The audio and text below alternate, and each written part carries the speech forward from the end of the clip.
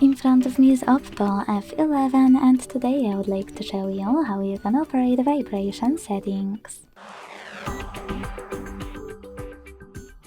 Begin by opening Devices settings and scrolling to hit Sound and Vibration. Then click on this switcher next to Vibrate for incoming calls to enable or disable it. Then tap on this one next to Vibrate on Silent to enable or disable vibrations when your device is muted. Then scroll and click on this switcher next to Vibrate on Touch to turn on or off vibrations for all your taps and buttons. Thanks so much for watching. If you enjoyed this video, leave a like, comment and subscribe. Bye!